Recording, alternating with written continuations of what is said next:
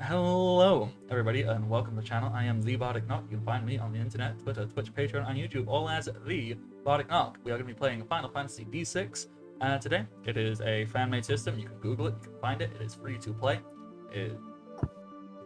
It's Final Fantasy with D6s. You roll two of them. That's basically it. I will be your GM and facilitator of all wacky nonsense today. That's basically it. That be me. Wonderful, wonderful players. Who are you?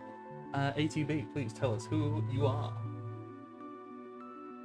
Hi, I am a tired by. I apologize if my audio cuts out because I am currently using a mic attached to my phone to actually speak because my actual laptop ended up breaking like 2 weeks before this. You should be fine. If we get the vague understanding of what you're saying, that's good enough. Okay. So yeah, today I am playing as Lilith the Dark Knight once more, along with Lil Noctu, her hedgehog companion who owns a gun. You can, for right now, until I actually get a new laptop, you can find me over on Dead K's channel every second Thursday for Curse of Strahd. And that's about it. I would normally be playing like Star Wars with Bardic and Rain, but no laptop. Only laptop I have can only do work stuff. So, yeah. Is that everything? Yep. Okay. So then we move on to Natch. Natch, who are you wonderful human being? I'm Natural One. Who am I playing? Oh, right, yeah. I'm playing Malcolm, the Red Mage, who is the dad of the group. And you can find me on my Twitch and Twitter. That's the social media program.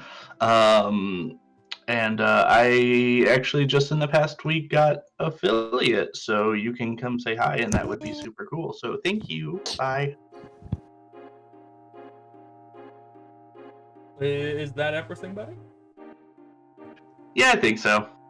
Also, before I move on to Rain, just because I saw this meme earlier, and I believe it will make, specifically Natch, very happy, but it will make everybody happy because it made me happy. You know Dad Bod? I think that's just straight for bear. No, it's a little bit different. Yeah, I think it's a bit different. I think bear is much more specific. Dad bod has gotten general to the point where it's just like anyone without a six-pack. Yeah, like, I know in my town, like, people usually say, oh, you got a dad bod when somebody with a masculine figure has just the slightest bit of, like, pudge. Like, if they're not, like, stereotypically muscular, then it's like, oh yeah, you got a dad bod. In my head, it's just straight talk for bear, because they do not wish to affiliate. Anyhow. It's what they think that's bear fair. is. Damn straights. Damn straights. Damn straights. but Ruining everything. They do. They really do. By the way, if you're straight and enjoy this, not you. You're separate. You can say, but not me.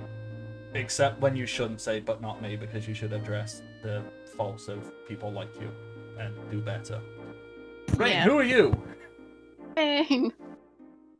Luckily, I am not straight. I am Rain Hayes, and I am playing Reno Boom. And do I have anything new out? No. I have a new subclass out on Dungeon Master's Guild for my favorite thing in the Forgotten Realms, which is the Sword Dancers of Elistri. So yeah, that one's fun. And I have a new big project since I found out that the Grung project can't be sold. No. For people that know my character Meat, I have decided to take all of the things that I haven't published and put them together into Meets Wanderings Throughout the Plains. It's a big project that will be titled The People I Meet. That's fucking genius. I love it already. That's really good. I like that. Also, go and follow Meet on Twitter. It's hilarious. He just updated. We had a game yesterday. And also look at Rain stuff on DM's Guild because it's super good, especially the sword dancer stuff. Righty. So with all of that, let's try and remember what we did. So I believe last time we had a fight with a giant worm. We killed the giant worm and took some stuff from it. I hope somebody wrote down what we actually took. I wrote down one thing that I took. There we go. That's what matters. And we were still just hanging out in some ruins that Bojo the Worm was toying around with. We also leveled up, I think. I think that was when we went to level 4. That sounds about right. Ooh, that's exactly how we're meant to be starting this session, by everyone talking about what they did for their level up. Right. Or by people doing their level up, because we probably forgot. Which is Yeah, absolutely I fine. I did my level up. I remember because I was telling everyone, so I was delayed getting leveled up and I realized that I have messed up numbers, so the sheet is now correct now. So, with that, Rain, you remembered how you leveled up. Would you like to tell us what your level up looks like? So, Reno took the Onion Knight trait, which lets me change jobs every time we defeat a boss. And I changed jobs to Black Mage, so I now have a level 1 Blue Mage, 2 Engineer, 1 Black Mage. You're just making my thumbnails harder and harder to make now. I have to keep tweaking. Just constantly adding. So all you gotta do is put level 4 Onion Knight. I could just start putting Onion Knight in there, yeah. And I grabbed a couple of new spells. I got, I got Web Armor from the boss, because he tried to use that. Mm-hmm. And then I also have Elemental Spikes and Hex. Ooh. These will be special tools that we'll use later. And I believe I upped my weapon synthesis so that I could try to modify my gun again. Mm-hmm. Alright, if that is everything, ATB, what does your level up look like? So I made it so Lilith can hit harder and also has a bit more of avoidance. She now has a +2 in nature due to the fact that before then... Oh, she has a +2 in athletics and... Oh, wait. She has 2 in nature because I noticed that I didn't have that before, and that will help with knock 2. Mm-hmm. She's gained the trait Defy Gravity, which means she no longer takes damage from jumping or falling, and got a +2 for athletic skill checks. That's where the +2 came from. She also now has the spell Sleep. Mm-hmm. And according to the notes I wrote down, the description is Edgy Mom says to go to fuck to sleep. That is a really good description. And So, yeah, I'm pretty sure that's it. and whilst we give Natch a few more minutes... No, I'm already leveled up. I just forgot that was a thing. Oh, cool. I was just going to vamp for a little bit. Oh, you're fine. So, Natch, what does Malcolm's level up look like? I'll be honest, I don't remember what the stat changes that I made were, so yeah. But mechanically, Malcolm now has the ability to use Runic. So don't cast spells after he does Runic, because it'll just get absorbed by him. And now I know the spells Fyra and Quick. That's actually really cool. Because Quick is not quite haste. No, it is haste. It's just straight up haste. Oh, damn. I also have quickening, which is considerably cheaper, but you lose 25% of your hit points every round. That's the one. So, this is actually really cool because, honestly, the Runic, it plays on the, quite frankly, probably one of my favorite characters in all of Final Fantasy, being Right? Celes. Yes. How come it's just... Oh, I love her so much. Oh. You can't see me, and I'm not doing it too loud because microphones don't do good on picking up clapping sounds, but I am applauding these decisions. I love Celeste. She was my favorite character in Final Fantasy VI. She's so good. I mean, You okay. even like my decision to give Lilith defy gravity? Yeah, so I actually find this really amusing. That, you know, all the jobs in this have got like so many like interesting and unique things that grant them new mechanics and do this and do that. And instead, two of us have gone, what if I could just jump? Which I just find amusing. Like, because it's a good generic ability, but yes, you probably should always take because fall damage is really bad. I should point out that converting meat to D6, he is apparently a dragoon. Oh god. I just thought that it would be funny that Lilith, the heavily armored Dark Knight, can swim with ease, breathe underwater with ease, and just can apparently defy gravity. Look, I think it's cool. Like, I think it's Geomancer that maybe gets some abilities, but like just like cross any terrain like it's nothing. I just love the idea of Lilith just being like, I don't care. Terrain is nothing to me. I cross it all. Lava? Ha! I walk on your lava. I drink your lava for breakfast! I drink your lava. I drink it up. Okay. So, these are our That was a level good ups. reference. These are good references. Let's try and remember what the hell is actually going on. So you're in the ruins, and there is ancient technology that Bojo was fiddling around with. And did I ever actually say what this ancient technology was, or is I being vague and be like, ooh? I think we were going to wait till like people started messing around with it. Okay, I yeah. don't think I actually explained. So no, that is a Bardic was being vague because Bardic hadn't finished making notes on it yet. So you didn't finish making those notes. I guess he was gonna make something up. I guess we could like do improv as you make up something very quick. I don't know. It's cool. Quick, everyone ban. The I thing mean, is, if I'm remembering correctly, because we found before the Bojo fight, we found a separate set of ruins that had cameras and recordings. mm-hmm. And when we went into Bojo's ruins, you said that we saw familiar technology that was similar, Mm-hmm. but we hadn't yet really. Interact you were- with it.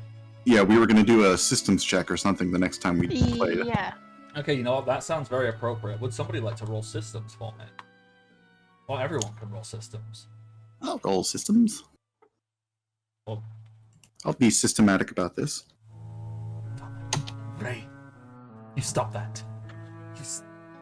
Don't. What the fuck? Oh, dear gods. Oh, dear llama and dear llama god and dear god.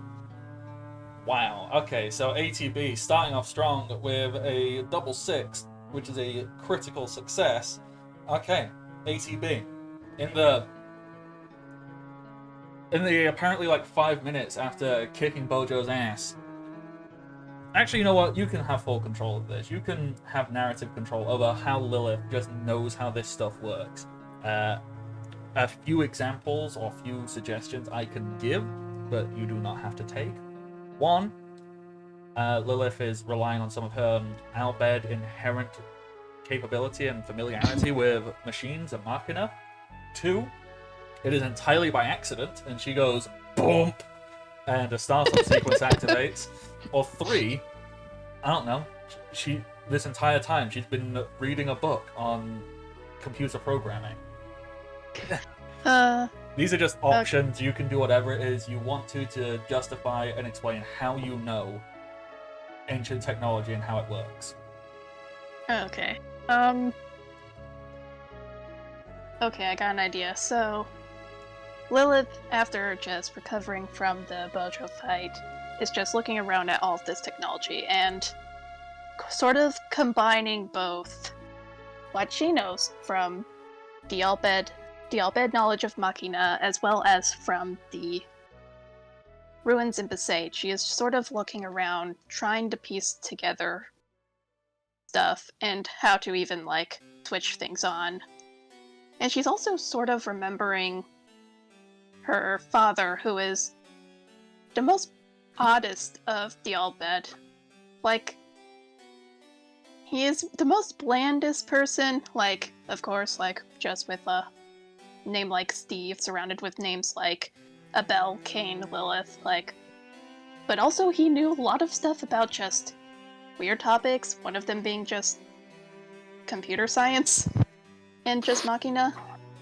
And so with this combined knowledge of just, like, the Albed, like, Machina, remembering the other runes and trying to figure out what is the similarities, and her father's weird obsession with computer science, she starts just messing around with stuff, and eventually she is able to figure out, oh, okay, so this is how you just turn everything on, and she flicks like a few switches, presses a few buttons, and suddenly everything just turns on. Yeah, so the Windows startup sound initiates.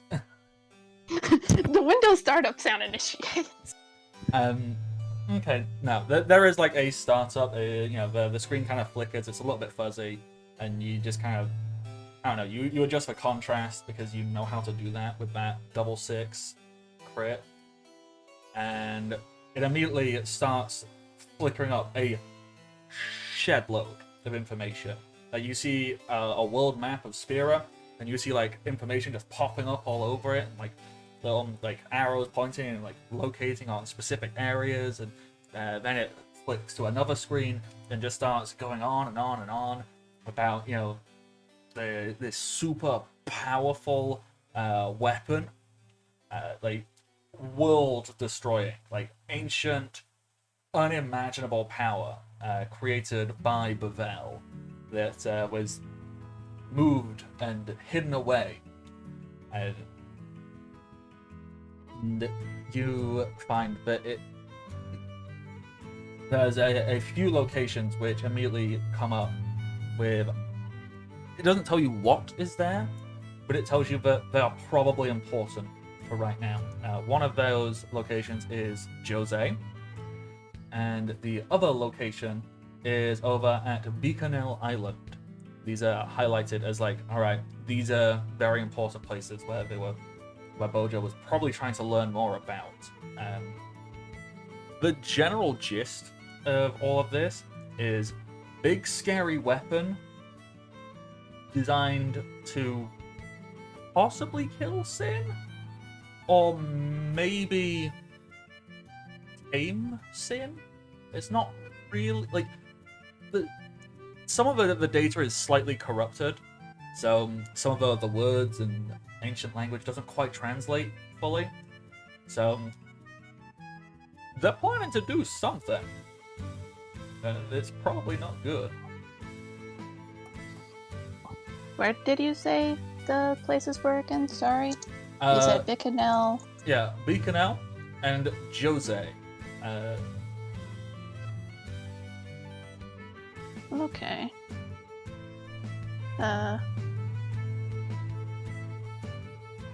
I guess Lilith will make a mental note of this and try to just gesture for the rest of the group to come over and just be like, this seems pretty important. Also, I wouldn't be surprised if possibly Bojo was trying to figure out where this thing is.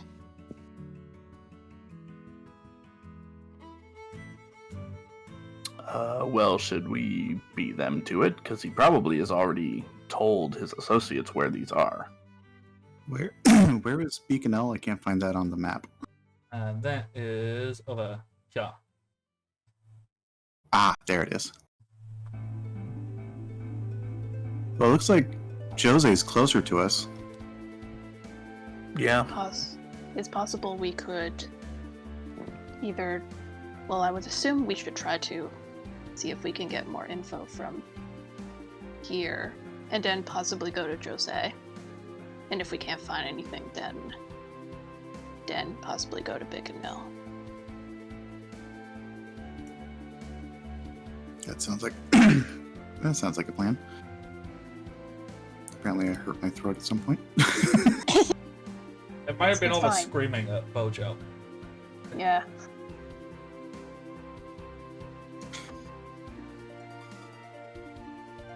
Also, is there a... What am I trying to say? Good question. Oh yeah. Is there aeons we need to find, like, on the way to Jose? Reiko?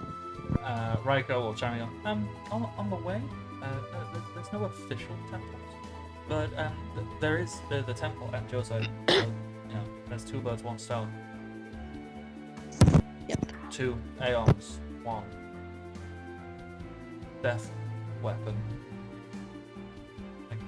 There's 2 Aeons there? No, maybe. I don't know. Probably not. Maybe the super weapon is an aeon. We have no idea. Are there aeons that are robots? 'Cause this seems very robot. I'll be honest, I'm still very confused by just the concept of Aeons. Nothing that confusing. You know, it is just a person who gives up their life, becomes a rock, and then, never getting any form of eternal rest, they are stuck as the rock.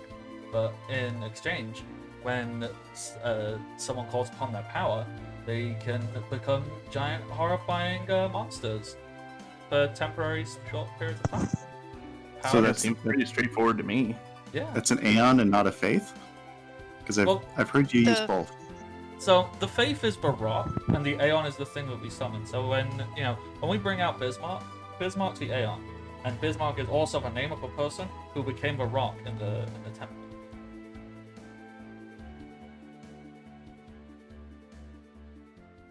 Something is tickling at the back of her brain that she can't quite bring forward. It's just like, huh?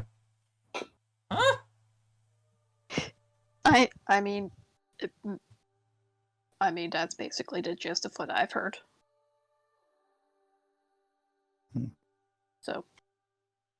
I mean, I've seen a lot of weird things, mostly at school, but I'm still... Whoa, that's not what I meant to do. Holy shit.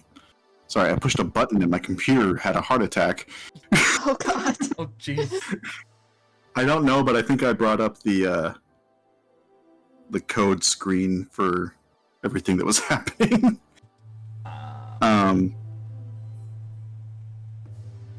Like, there are some really weird things at my school, but I'm not sure that we ever... Yeah, I can't really think of anything. I do remember that I wandered around the school at one point and got lost, and there was a person, but I don't remember much beyond that. I mean, it's really just ghost rock monsters. I mean, it's pretty straightforward. There's a song about that. You're thinking of Sounds- ghost rock lobsters. That's what I was about to say. That sounds very much like a band. I mean, we have a ghost rock whale. I don't know if there is a ghost rock lobster. We'll have to look around more.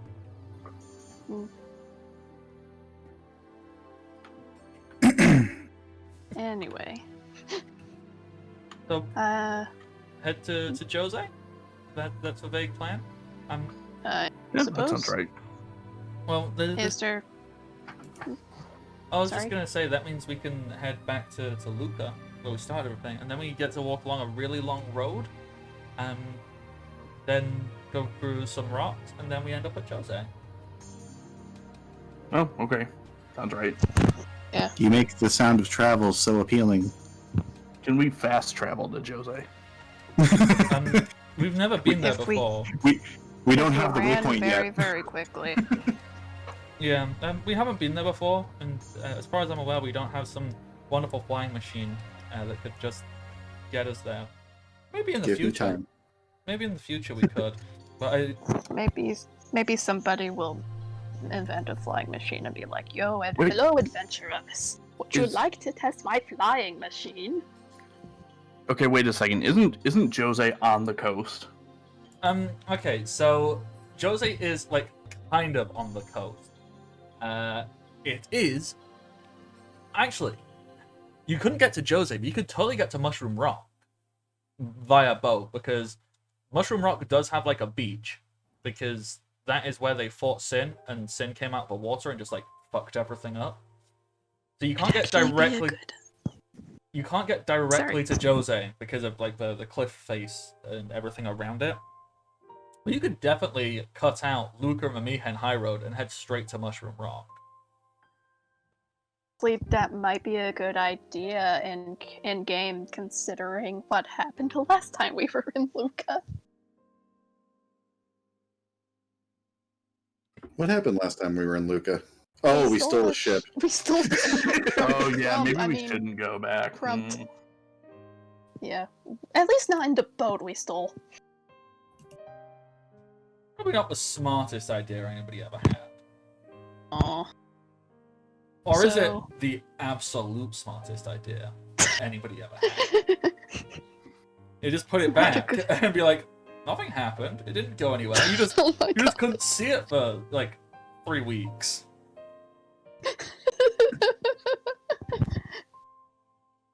Oh god.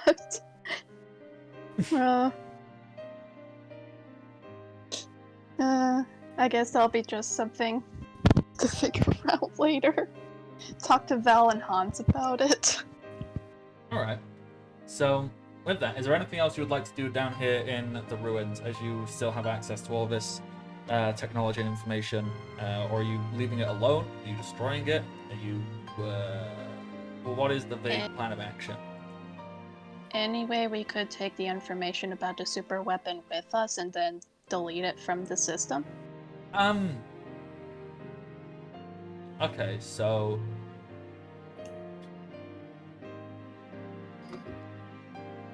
Floppy disks don't exist. Because this is past the 90s, so the information to destroy the world can't be stored on a floppy anymore. However, you could get a sphere. And this machine probably has a sphere. It probably has some way of storing data. You could probably get a sphere, input the information into said sphere, and then carry around that. I have a damaged vid sphere. That probably has all that information from the first place. Yeah, it has like the information about person who suspiciously looks like Prompt Okay. attacking people. So Obviously, when we did do that at the last one. So you know what? Yeah, there's totally a little space. It has a sphere loaded in there. That sphere has no information on it. It's like the backup. You can take it. And you go, there we go. We have super weapon destroying information. Or just super weapon information. You don't have to destroy it yet. Is there anything? Yay! Yay. Is there anything people want to try looking up here before we delete the super weapon stuff? Can we look up any schematics for technological items that might be stored? Okay. So if you're going through, just trying to find information, you will find a few bits of like blueprints and engineering notes. Not anything for the weapon it's talking about. However, just general technology. Yeah.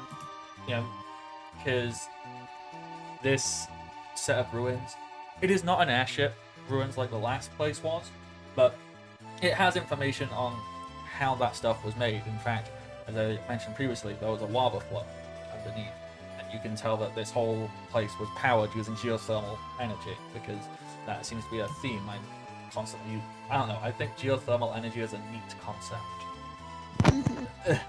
So, yeah, you can get that, so you understand... Well, you don't understand it, you have access to it, so you also vaguely know that if you could find a way to create things like that, you could probably use that to power other giant ancient relics that you haven't figured out fully just yet. Airship is gonna have more than chocobos. Yay! You know what I've totally just realized as well? This works super well with that you just got Ifrit. Because Oh, Ifrit is basically a geothermal power source. we could use Ifrit. I was thinking more you could just use Malka. Malcolm. Excuse me, I will not be used. I am a person, not a thing. Fine, you can employ Malka. I'm just kidding. I'm a piece of meat. Take me. Consider, what if we gave you alone time with Ifrit and also Hans? Okay, first of all, rude. Second of all, I don't need permission. What is going on here? Are you telling me to have sex to power something? It's so shit. We're not telling you not to. That I would mean, generate the your Lord heat. twice. What we're saying is, Malcolm, you need to find a way to get hot, and hopefully that will power stuff. Like, Okay. I am capable of figuring that out myself. But just point me in the direction of where you need me to be. oh my god. Oh my god. Well, we don't in have about the thing 4 yet. hours. Oh, okay. Like, that doesn't mean you can't start practicing. The fanfiction I'm has leaving. to write itself somehow, I guess. So yes, with that, is Malcolm Oh leaving? god. Are we all Yeah, leaving Malcolm this place? leaves. Oh, dear. This is why we can't have nice things. This is 100%. Well, this is our nice thing. Guess. This is what we deserve. Take that as you will. Is it? Is it? Alright, so we head out the ruins. You see the... You come back out, you find the Yevon guards, the warrior monks who've just kind of been stood around going, oh, how'd everything go down there? So the monsters got him. Oh, Yes, that's our story. Yeah. We tried to get through as fast as we could, but yeah, I think that actually was the story we came up last. we were too late. oh, that's a shame. He'll be missed. Yes, he will be deeply missed. There's an awkward silence as this one guy goes, alright, it's enough time. Yep. Morning over. I suppose someone should report back to Bavel. They're gonna need a new maester. I'll do it. Don't worry about it. We'll take care of it. It's the Do we least even can have do, that sir. authority? I've got this. It's fine. I don't think we really need authority to report things. Yeah, no, we got That's this under control. We are definitely going to take care of this. And Oh, monk yes, is just kind of yes. looking at you like, very certain that's meant to be like, you know what? You got that. You know, Yeah, no, we got this. you know what? We got it. Bojo has been making us work. We haven't had vacation in, I don't know, like a year? Maybe 2 years? Oh my goodness. It's been going on a real long time. There's been a lot. We've been going backwards and forwards, trying to sort out this cleave, Killick leave nonsense for so long that, honestly, like, he kept having vacation and kept just disappearing for weeks at a time, but, we still had to keep working. This killer what now? The Killick leave something, they changed it to cleave, thinking it was really clever, and no one liked that term, but then we kept using it to the extent where it is now both an identifier, a serious political identity, and one subsection built a political party entirely based around this one concept, and it is totally not just a way to justify racism. It was, but I think I just want a break. And you deserve it. I mean, we're not going to stop you. All right. Like, take your 2-year break. I hear Luca is very nice this time of year, she says, having looked briefly at a map and just picked a name at random. You're like, you I know mean, what?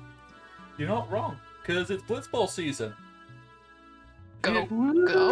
You know, Go. For those who like Blitzball, go see Blitzball, and I'm sure there's other stuff in Luca to do for people who may not be that fond of sports ball. It's mostly just Blitzball. It's like the one pastime we have. Well, you know what to do with your 2-year vacation. I mean, I guess technically, depending on where this falls in historical canon, maybe Sphere Break exists, but no one likes Sphere Break. It's a terrible minigame. It'll never catch on. Me giving my hot takes on 20-year-old video games.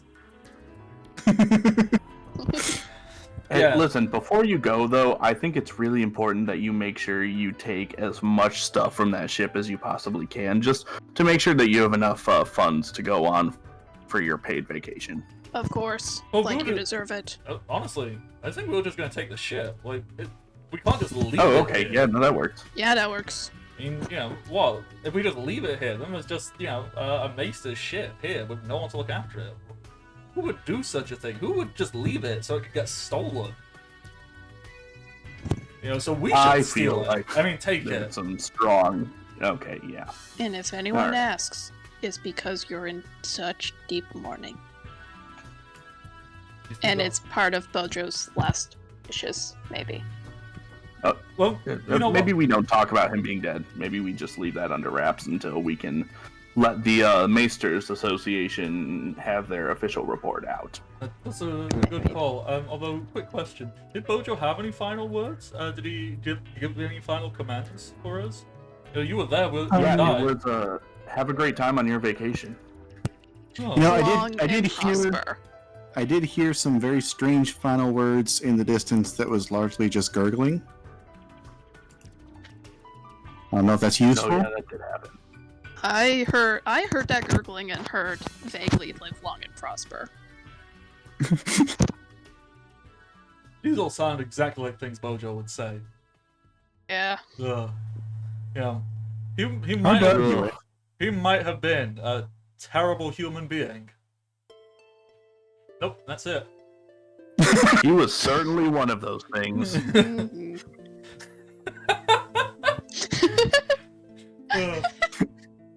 Mhm. Bojo. It's funny because he was terrible and Yes, has no yes, redeeming that was qualities. Alright. Yeah, pretty much. Yeah. Mhm. I feel like this scene has gone on long enough, so that the people. Oh, we could make this go much longer if you want. I mean, yes, we probably could, but I think we've made our point about Bojo just being all around terrible, and it doesn't matter how charming someone might perceive him to be. It doesn't undo the fact that he is, one, not charming, and two, terrible. And not even a man, and not even like a human, possibly. And that's news to me. That was out of character. Oh. Alright. So with that, we'll end this conversation, and you'll deliver that message to Pavel. Nice one. I'm gonna go watch Blitzball. You do Oh, that, enjoy it. brother. You deserve it. He gives you like awkward finger guns. Like, hey. We're all good at being social, aren't we? Oh, now he's just gonna leave. He gave a finger guns. That's his sign to leave. He knows what's what. He knows the rules, and so do He I. knows the And so rules. do I. He knows the way. Oh God, don't Rick roll. Don't. All right. With Just that, love. You know the rules, and so do I. what is this?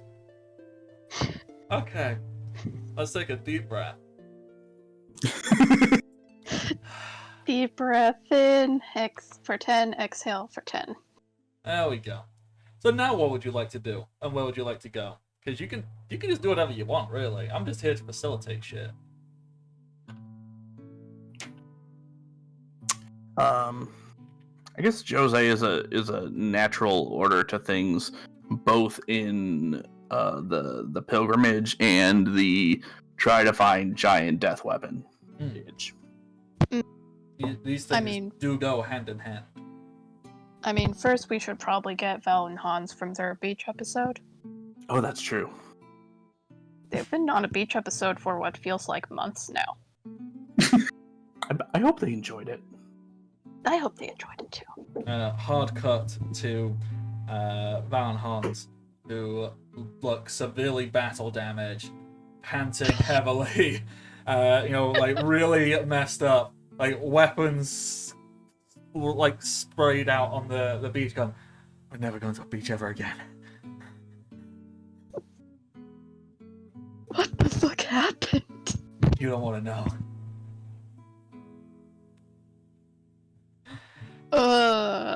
Was it at least edible? Everything's edible if you try hard enough. Simultaneously, Val and Hans reply, Val saying no, Hans saying surprisingly yes.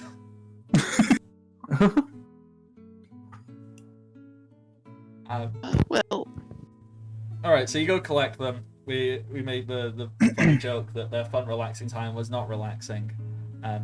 But hi-de-ho. Is there any interaction you would like to have with Val and Hans or Raiko or anything before you hop on the boat and leave Kilika?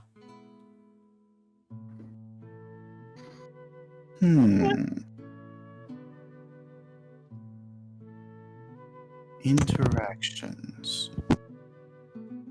my mind is kind of like thinking like of just talking to Raiko about how they feel about learning all of this about basically having just their religion kind of being torn at the seams.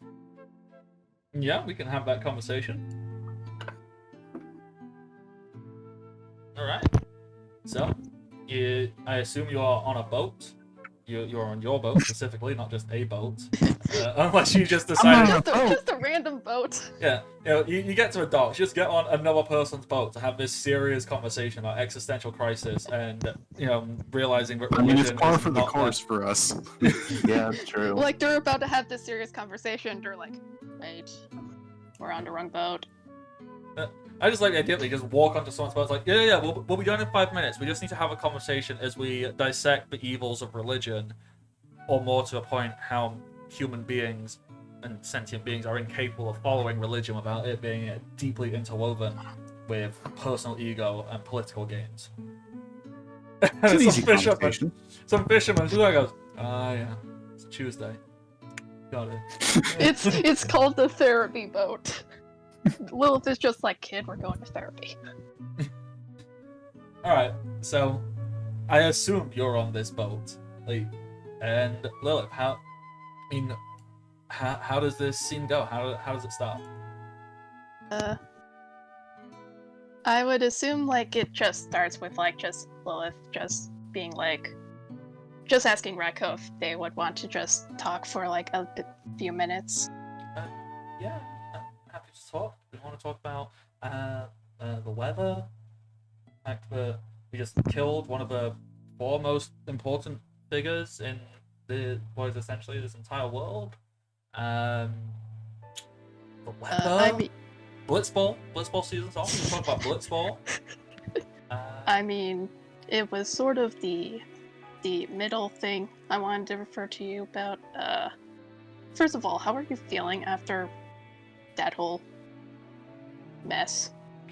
So, I'm conflicted. On one hand, okay, yeah, we killed one of the four most powerful people in the world, politically speaking. But also, one of the four most powerful people in the world, politically speaking, was a giant monster. Which leads me to believe that one of the four most powerful people in the world has been dead for many, many years, and has been growing and harboring hatred and resentment, and disguising themselves as still being alive and human to manipulate the outcome of reality. At least for everybody else. That is honestly something that is honestly, like, extremely profound considering, like, your... How old are you even, Raiko? You know, late teens. Yeah. Yeah, I'm just... It seems like ever since we started this whole pilgrimage, like, we've been running into scenarios where it's just basically been showing that there is some not great parts of the... I suppose the current structure of Yevon, of the Church of Yevon at the moment. Yeah. It just makes me wonder, like, was Bojo the exception? Did everybody else know? Has Bojo been keeping a secret from everybody? Or, and what even draws people like this to these positions? Like, are these things inherently connected? Is seeking out positions of power and authority specifically connected to being an inhuman monster who just wants to dominate everybody else? I don't know. And why did the power system allow these things to exist? Like, that sounds incredibly flawed, almost as if the people who made the system of power were also inhuman monsters seeking to have power and control over everything else. And that just seems unfair. That just seems, like, wrong. Honestly, I think you're hitting the nail right on the head there, kid. I suppose it's just a situation of sometimes when you've got one way of doing things for so long, it tends to become almost normal. And so when people think about this, about like the flaws, then others are like, well, it's been around for years. No. It's been around for years. It's normal. Like, what are we even gonna do about it? Well, that just seems... I can't even call it silly, because people... if they genuinely feel there's nothing they can do about it, then the system works, which is what's disturbing. So, like, what do we do about it? Well,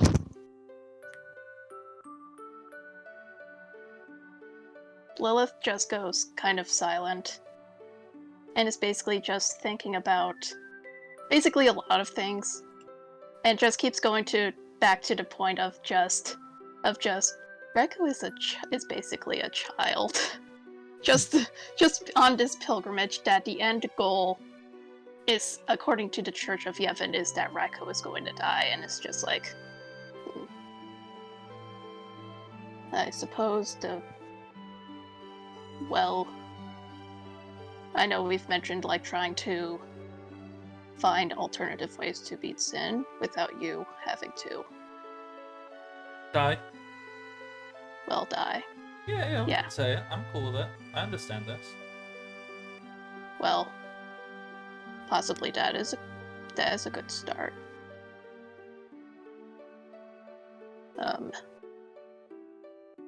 Trying to, I guess, I feel like this isn't the last time we're going to be ending up interacting with the maesters of the Church of Yevon, so possibly just keeping an eye out, seeing like if Bojo was the exception or if the others are like it, might be a good idea. Yeah, that sounds like a good plan. I mean, I can't imagine that everybody who is in one of these positions of power, I can't imagine they're all terrible, right? What'd be the chances of that? Yeah. Just maths. Math says it can't all be like that, right? Some math. And also, I guess the most important thing is, don't try to, lose who you are in all of this, okay, Raiko? Okay. Like, that is just, like, my... honestly, that was, like, one of my big fears of, like, after all of this, you're just going to withdraw into yourself and just do a lot of negative self-thinking and stuff. I don't know. It's fine. I mean, why would I lose? am, because I'm a summoner. Oh no. Sudden Right, existential realization. Oh no. Lilith and Noctu are just look at Raiko like, Raiko. No, it's fine. I will figure it out. Do you at least want to hold Noctu for a moment or have a hug? Yeah. Yeah, we'll do that. Will I go have a good long think? Okay. Remember that we all care about you, though, okay? Oh, I know. Thank you. That does help. I just need to rethink my life. Eyes Okay. widen. Pause. Lilith just kind of like picks up Noctu and just puts them on Raiko's shoulder like, talk to Noctu. They are good at listening. Alright. Is there anything else you would like to add to this scene before Raiko goes and has to really try to contemplate everything? I mean, I would imagine that Lilith would give the kid an awkward mother figure child hug. Just very much of a, I think this is how to comfort, but also, I do not know.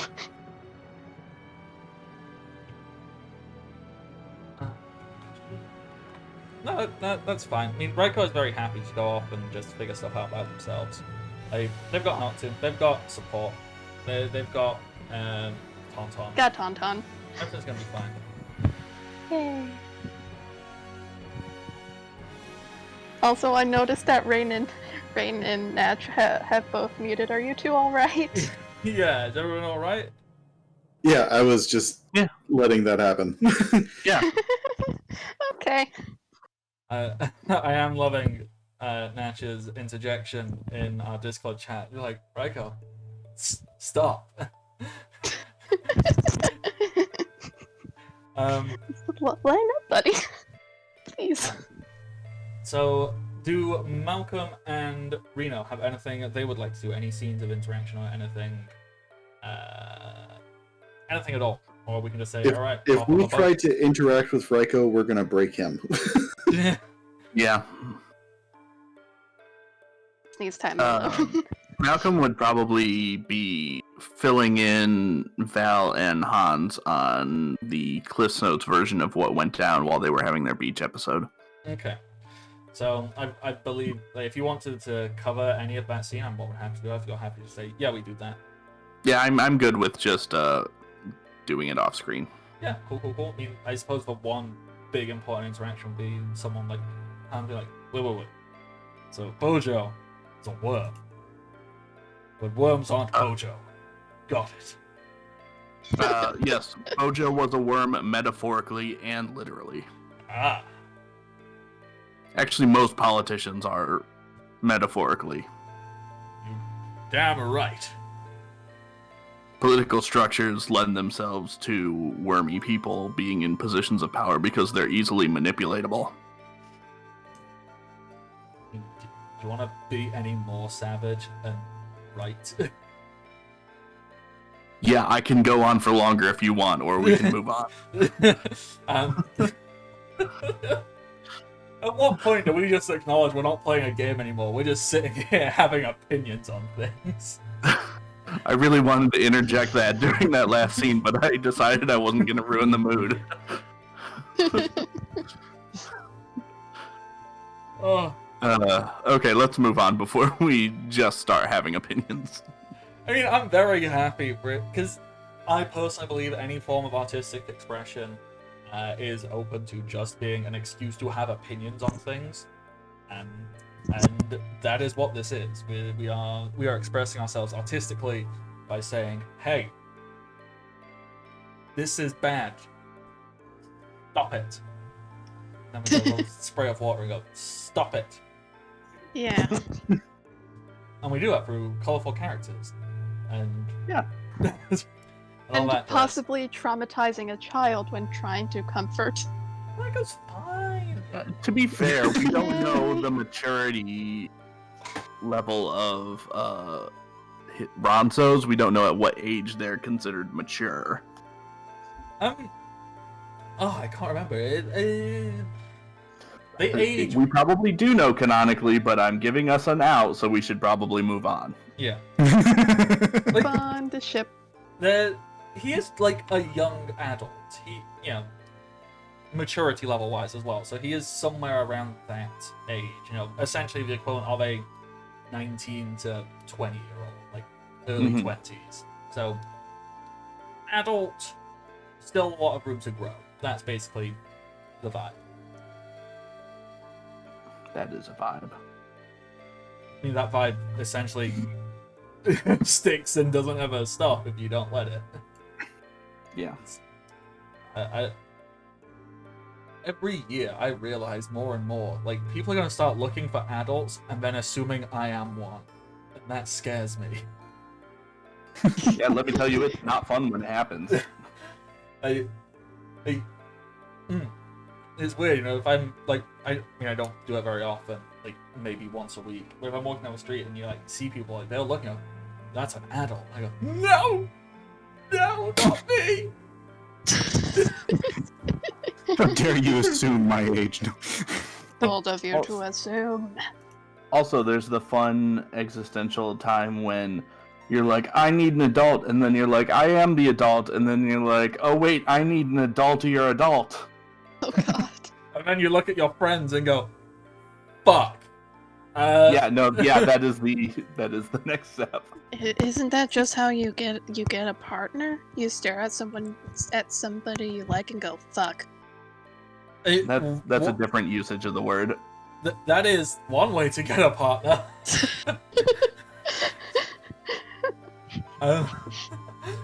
Reno, God. is there any scene or any such thing you would like Reno to do? Reno's like the whole time they're having these deep conversations and informing people that need to be informed and gaining information. Reno's just doing maintenance on Mechakui. There we go.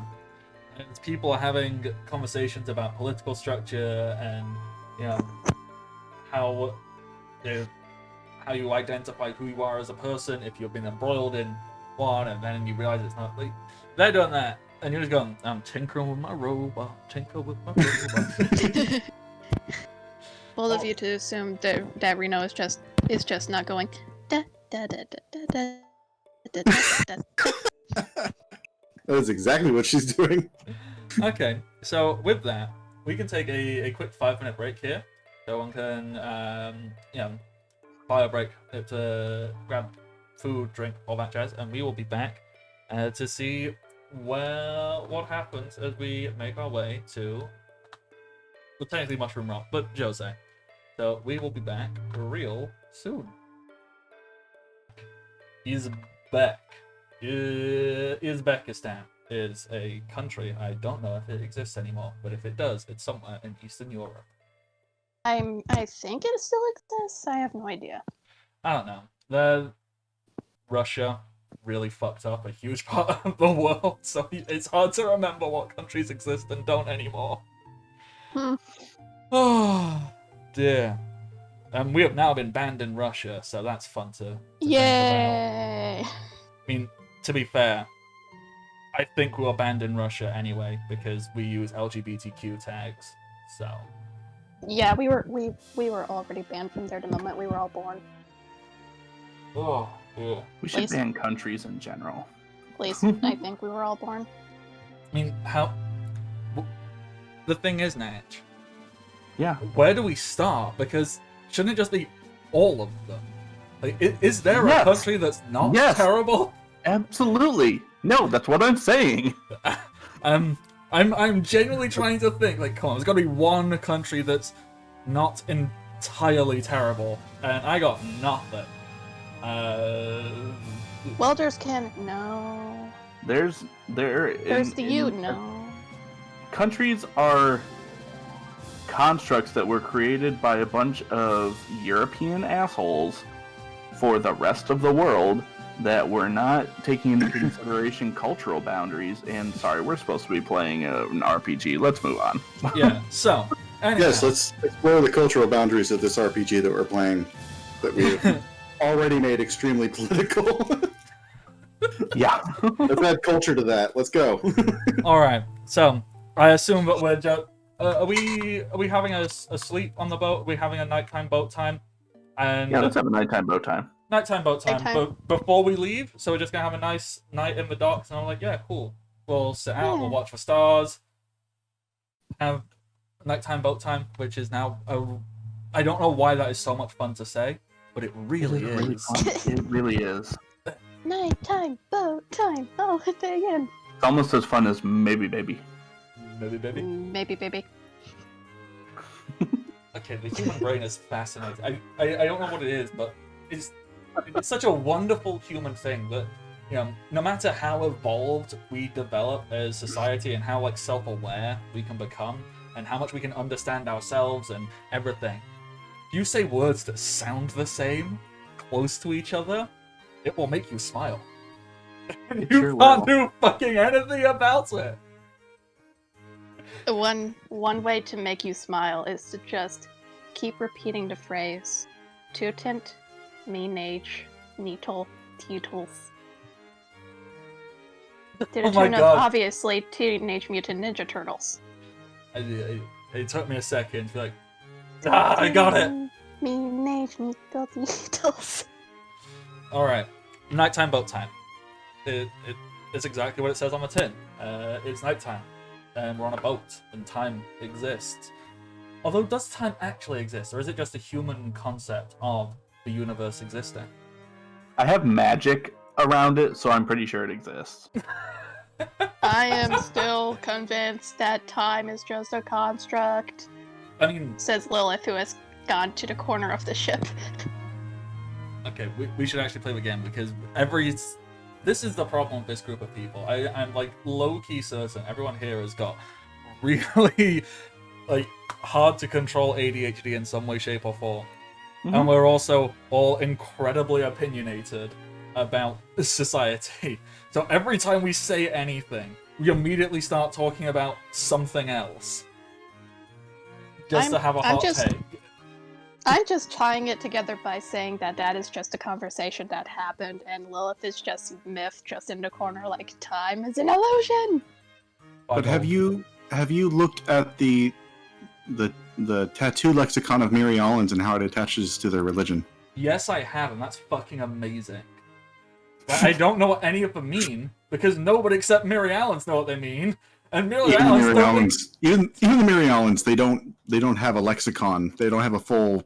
Nobody can translate all of them. No, but they can just see the tattoos and they can just understand. They just get it. They can just see the geometric shapes and be like, I get who you are as a person. I get the vibe you're throwing down. That's Star Wars What are we talking references. about now? Star It's Wars. Star Wars. Okay, alright. I think. I'm sorry, Natch. I'm sorry. No, it's fine. Okay. Oh, goodness. We're messes. We're all just big messes. Hey. You forgot the. I take that back. I'm a mess. We can all be messes, but we need to emphasize the hot part. Okay. Hot messes. Today I am like 70% hot and 30% mess. I think that's math.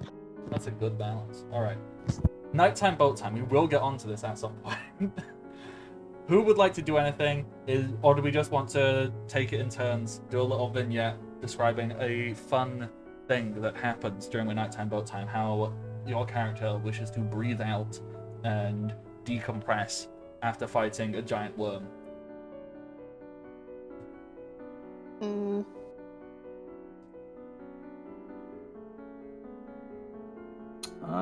I'm good. No matter either way. Yeah. Yeah, right now I'm just sort of thinking that Lilith would just be somewhere, just looking up at the sky, just looking at the stars, maybe with mask off, just relaxed. Okay. So that's Lilith's nighttime boat time, just stargazing, feeling that vibe. Stargazing. Maybe just like get out, like just like look at like wedding ring and just sort of like twist her around sometimes, like as just like a little like I don't know. She's just looking up at the stars, just stargazing and also thinking about family. Okay. That's a nice little thing. Malcolm, how was your nighttime boat time spent? Okay, I have a question. Yes. Is there a way in which messages are sent over long distances in Spira? That is a good question. Does that make sense? What I'm asking? You want to see if you can send messages, yeah? Yeah.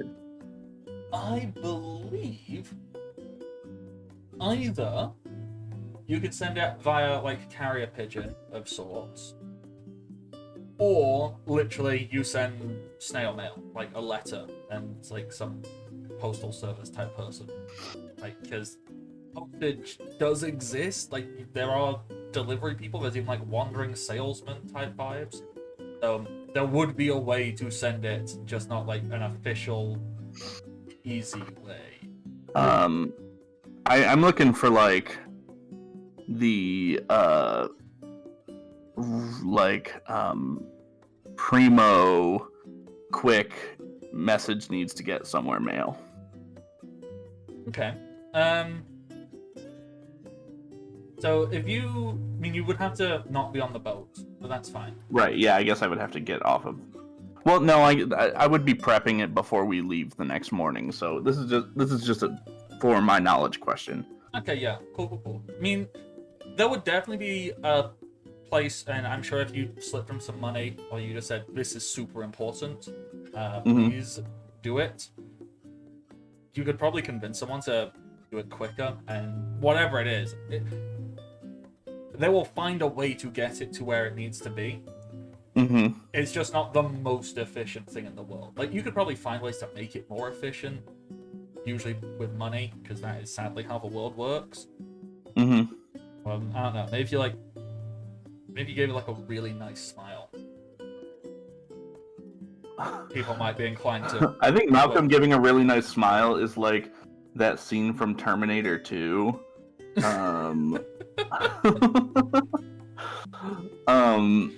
But okay. So basically, what he's going to be doing is he is going to be drafting a letter that basically says, "Hi, this is Maester Bojo. I'm having trouble finding anything. What kind of information have you gotten about the thing?" And I'm putting that on one of the two pieces of paper that I have with Maester Bojo's signature on it, and I'm going to have it sent to the kind of Maester Center. Bavel. Bavel, yeah. Yeah. So you're basically doing that. Okay. Do you give a return address, or like a place where they'll be able to send word back to you? Yeah.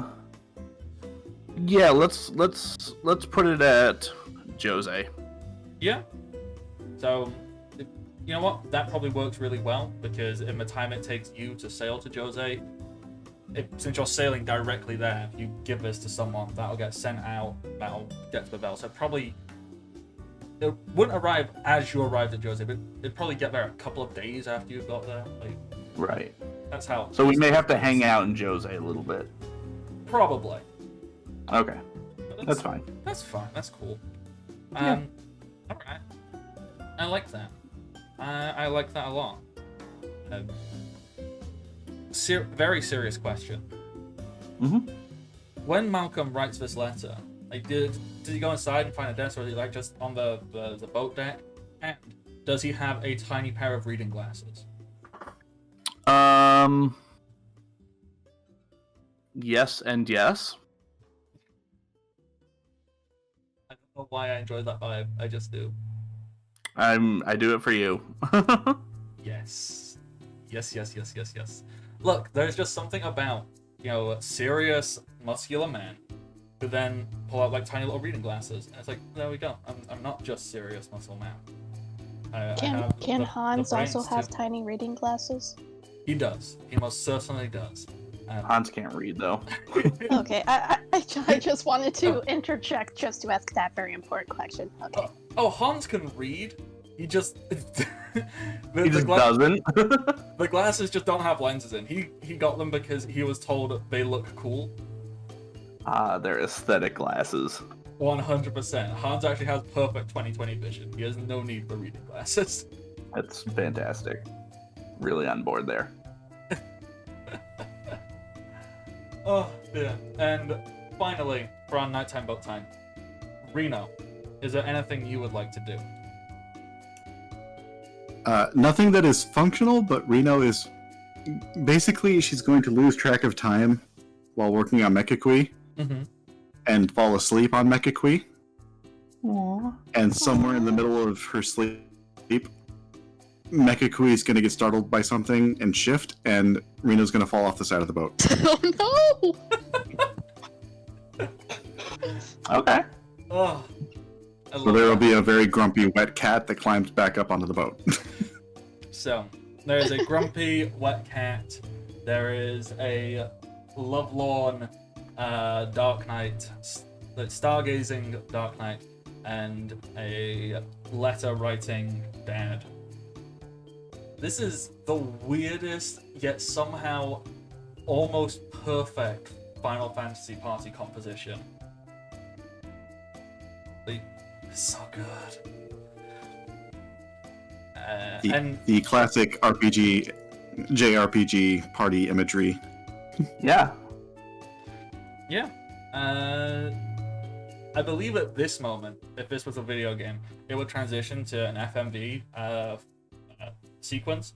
So it's had like the in-game graphics up until now, and then it would kind of like transition to a nice FMV sequence. Some music would start playing as a lot of light seems to just stir up in the ocean and across the stars. Like there's just a lot of interesting activity. It's not like a specific thing is happening. It's not that important, but it's just a nice, natural, beautiful moment as you all get a moment of reprieve.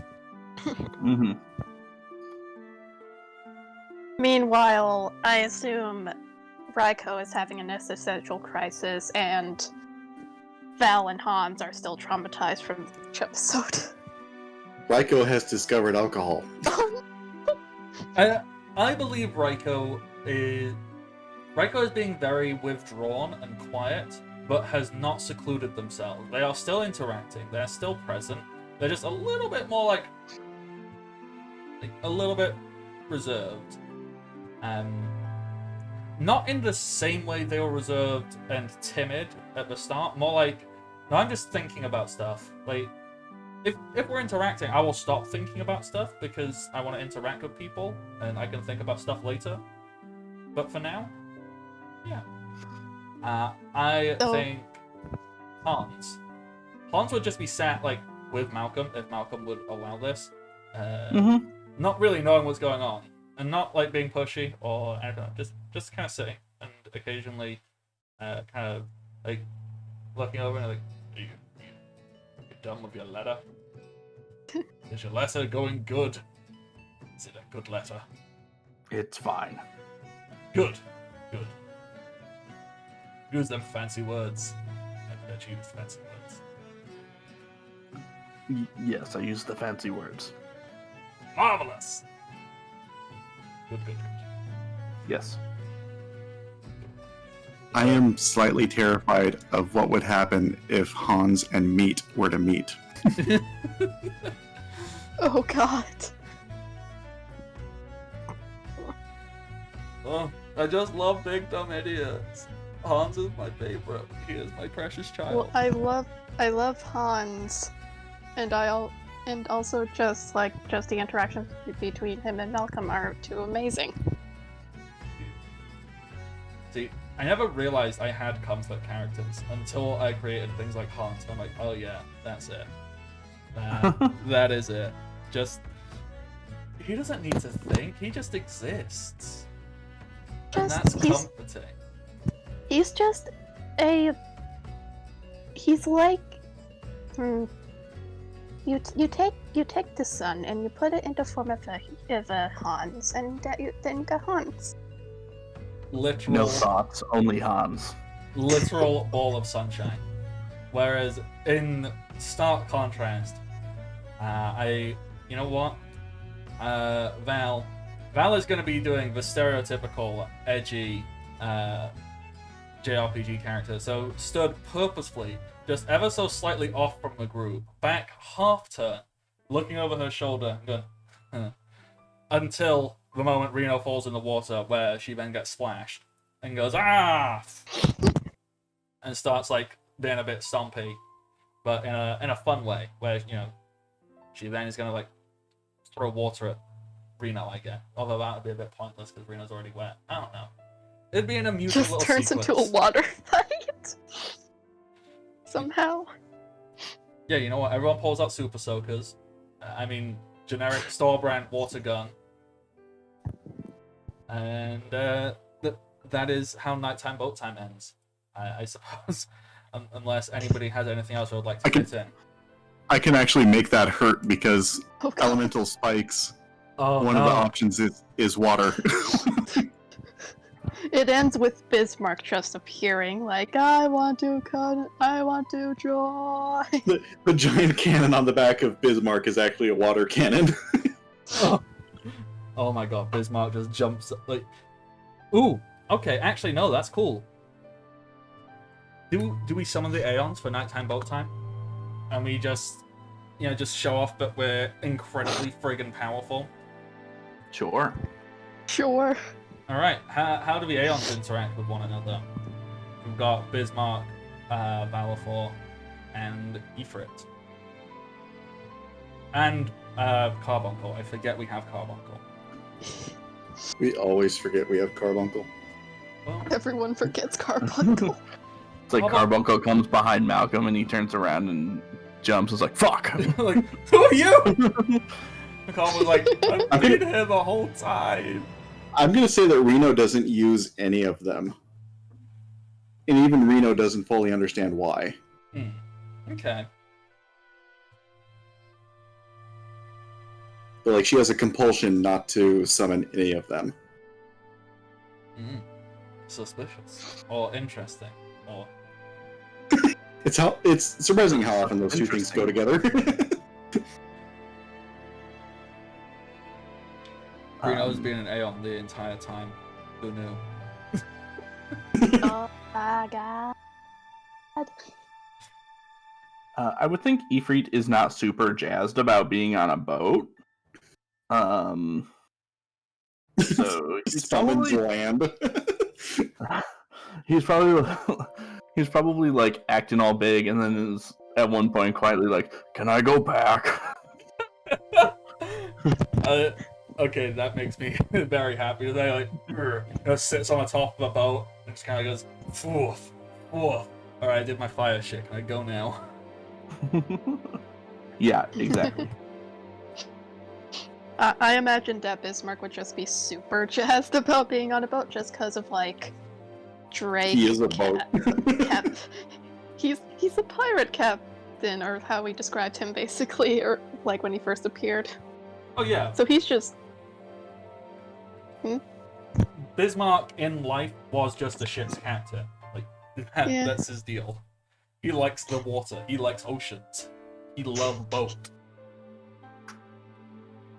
I just imagine, like, the entire time he is just babbling on, or, like, in the sort of, like, very excited way of just, oh my god, I'm so happy to be on a ship again, oh my god. And it's just talking about it. And also, for some reason, I imagine at one point, like, he's just like, to Lilith, it's just like, stargazing is great, but you know what would be even better? Creates a giant pillar of water to just be raised up further into the air to look at the stars. I mean, Okay, so Bismarck could actually do something. You know how Bismarck's like big attack is throw people into the air with his water spout? You're immune Just do to that. yeah, you're immune to the effects of gravity, so you wouldn't take fall damage. So you could just be thrown up and be like just flying through the sky for a brief moment. You know what? That's a really fun thing, actually. Oh Yeah. my god. For those of you who don't take fall damage, you can get flung around by Bismarck. Enjoy that. And just I'll go once. I'll go once and have a really fun time, then pretend like I didn't. Yeah, exactly. Reno, who is still soaking wet, hisses at everybody and just sits by Ifrit to dry out. Oh my god. Ibri is just like the... It's just like a radiator, just... Ah, okay, that makes me happy. And I don't know... Lilith just continually gets thrown into the air, just every time in a different pose, just still looking at the sky. Oh, this is good quality stuff. I like this. This is enjoyable. Alright. I believe this eventually reached the natural conclusion. Nighttime boat time comes to an end. We all probably go and get sleep. Do we all fall asleep on the deck of a boat? And like, oh yeah, that was pleasant. Or do we all go off to our separate rooms and sleep like normal human beings would? Reno's going to fall asleep on the bowsprit, Mm-hmm. and before she falls asleep, she's going to tell Mekakui to keep an eye out.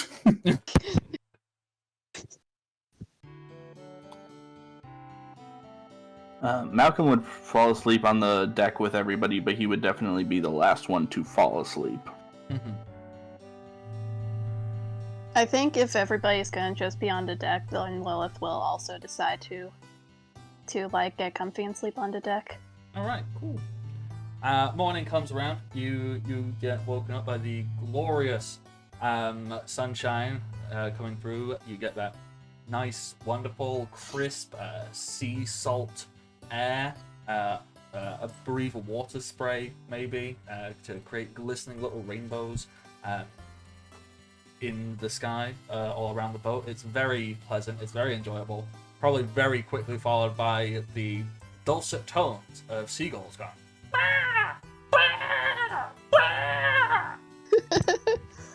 For a moment, I thought you were going to say that somebody was just snoring very loudly. You get seagulls. You get seagulls shouting. You get seagulls screaming. Screaming birds. Same. I am probably in the unique position of having grown up around seagulls and they just don't bother me. They don't bother me either, but also I know that they do scream. They do scream a lot. And all right, so I think I'm about 100 miles, give or take, like somewhere between 50 and 100 miles away from any form of ocean where I am. I still see fucking seagulls, and I don't know why. There's only been a short period of time in my life when I have been more than 30 minutes from the ocean. Most of that time spent around Seattle, where seagulls gather in droves. Mm. Seagulls and pigeons and crows. Well, crows Oh and my. pigeons are everywhere. Yeah, but we get crows that like. You know the story about the crows who the small child gives them something and they kind of adopt her and protect her and bring her shinies? Mm-hmm. That is literally all of the crows in Washington. They are not just intelligent and curious, but they are extremely loyal and kind of little shits. Yep, can confirm. I want them. I love them. Love them. Like the movie The Crow, the only thing I saw that was wrong about it is the fact that the crow is not a little shit. Oh dear. Oh yes. Okay. So morning has come. Malcolm, you guys go post your letter. Mm-hmm. Would you like to do anything or, well, give any specific instruction to the person who, You know what? You can tell they're the letter person because they have a little hat. That is how you know. Aw. They wear a little hat. They And- are And a clearly. satchel. Of course, they have a satchel. Where else would they keep all the important mail? And they're just running in place the entire time. You know what? Yes, they're gonna do the very excited anime jog on the spot. Morning. How can I help you? You got any mail to send? Ah, yeah. I'm about Wow, ready to do a you big are- mail run. Did you do like coke this morning? Wait. What's Coke? Coke. Never mind. Yeah, I have this very important letter from Maester Bojo that I need sent to Bavel, and have the response sent or forwarded to Jose. It's very important. That sounds very important. All right. It's very important. Right. Cool. Well, Did I mentioned it's very important. I think you did. Let me just Okay. let me make a note of that. Pulls out a notepad and just writes "very important," and just slaps that on the letter. And, you got it. Good boy. This is turning into a Dean Martin and Jerry Lewis bit. Oh gosh. I had thoughts and then they're gone. That happens a lot. Is there anything else? Cause like this person seems fairly capable. They've clearly done this before, and if there's nothing else you want to say, he Oh, just I have the absolute best way to ruin his life. oh no, why? What? Reno's What going to else? come Why? up. Reno's going to come up with a scroll, and it's going to be a sealed scroll. She's going. So you deliver everywhere, right? You betcha. Okay, this is very important. I need you to take this to my university. I don't know that place, but what's that? Yes. She hands it to him and walks away. His eyes widen as he goes. Okay. Okay, but this is very important. I need the response sent to Jose before you go on that. Oh yeah, Mine yeah. is very time Look. sensitive. When someone tells me something is very important, that becomes my primary target. I will not stop and deliver anything else until I deliver this. Oh, thank you so much. You are delightful. Here, have 5 gil as a tip. Knew these existed. People telling me they're not real. How dare they? Actually, tips are a destructive remnant of capitalism. But how about here's this? one anyway. Here's a little gift because there's no conscientious consumption under capitalism. I mean, in my mind, it was kind of working on the play. Like usually, a lot of the time in Final Fantasy games, especially when you come across like the Wandering Merchant or stuff like that, is there's always an option to give them money. And it's like, unless you know that you need to give them a certain amount of money to unlock something later, no one gives them money. It's optional. Why would you? Right. That makes me feel nice. Of course, ATB gives them money without knowing if it gives them any bonus or not. It makes me feel nice, and also I've worked with people before, and it's hard. It's true. It is hard. Oh, it is. So, I like this. We're giving the mail boy a tip. He's now very enthused. He's, you know what? After that, he immediately sprints off, and you see him run to the, you know what? There's a boat that's already like heading out to sea. It's already like taken off. It's weighed anchor in its sail. You see him run. He runs off the pier, takes like 5 steps across the water, and then just starts swimming. And climbs himself up onto the boat, gets on the boat, and then starts jogging on the spot whilst waving off to you. Like, this dude will not stop until he hits the bell. That is an impressive boy. For the record, there was absolutely nothing written on the scroll. I assume that You- much. Yeah. You just wanted to see if he could. I want to know if he can find the university. You know, see, I have been umming and ahhing about, okay, how the hell do I introduce, like, bring this university in? Because with the whole concept of it is it can literally be anywhere and everywhere. And so I've been going, how do I actually bring this in? Like, at what moment do I go, and now the university stuff kicks in? I think Maybe? Rain has just given me, like, the way to do it. Yeah. The postman finds a way. Rain doing my job for me since now. I mean, to be fair, I also have a map editor open that I'm slowly laying out for what the inside of the university looks like. I think when this part comes on, Rain might just take over as GM for a few sessions. And I just go, okay. It's just so. Would that mean you're playing as either Raiko, Val, or Hans Bardic? I'm gonna play the fucking male boy. It doesn't help that. It doesn't help that every game session I have a new idea that I send to Bardic that's like a new detail about the university. Okay, So I was half joking. I'm actually 100% very okay with that idea when that comes up. We will figure it out. I will say I am 57% sure the university doesn't actually exist. And it's just a delusion that Reno has. That's even better. Oh, the degree of detail that I've gone into with this thing. I have pages of notes on the layout underneath the university. I feel like I need to write down all of my ideas for Lilith's family, just so I can have it there and just send to Bardic like, yo, look at this I made. Just make them all in Swiltor and then have that family tree thing be there. Oh dear, oh dear. Alright, so we've sent our letter. Anything else? Or is that it? On the boat, off we pop. Let's go. Yeah, I'm good. I'm Gucci. I'm good. I don't know what it is. Even ironically, I cannot bring myself to enjoy using the word Gucci as a synonym for good. I don't know what it is. I think it is. I'm not even saying it ironically anymore. That's just how it is. Well, that's it. It's like I will pick things up and I will say them ironically until it's no longer ironic, such as yeet. And I've been resisting, but I have found myself saying poggers a disturbing amount. Buddy.